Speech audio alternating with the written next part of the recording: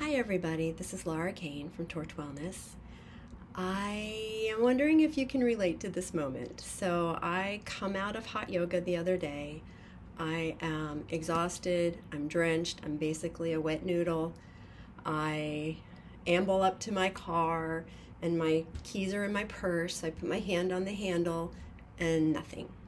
So I get a little frustrated, but I pull out my keys and I click and nothing.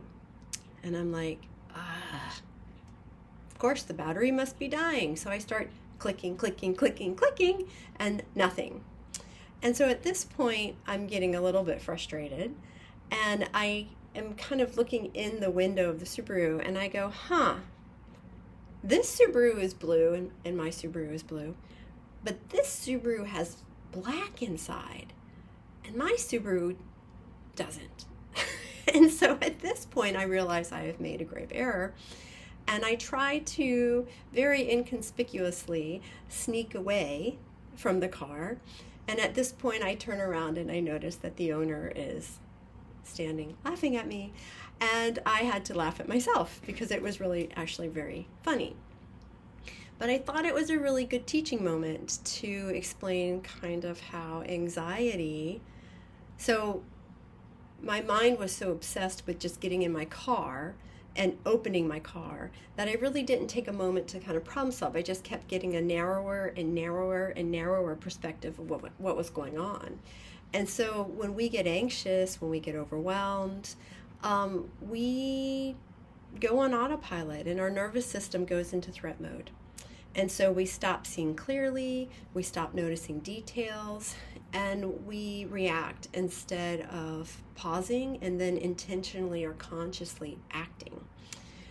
So mindfulness isn't about being serene all the time. It's about catching ourselves in these moments, the clicking, the rushing, the spiraling, and then remembering to come back to our bodies in the present moment. And so the next time your nervous system gets kind of activated, or the next time you notice yourself starting to kind of narrow in your focus of what either is the problem or the solution, or you notice that tension starting to build or your heart rate starting to build, I would recommend just taking a moment, take a breath, and try to remind yourself that there may be multiple ways of seeing this situation, and you may need to be giving your nervous system time to kind of catch up. Like, let all those parts of you catch up. Your executive functioning, your nervous system, your reasoning, let everything kind of catch up, and then you're going to see a much bigger picture. So I hope this story's helpful. It's always good for us to take a moment just to take a nice deep breath. And I hope you have a good rest of your day. Thank you.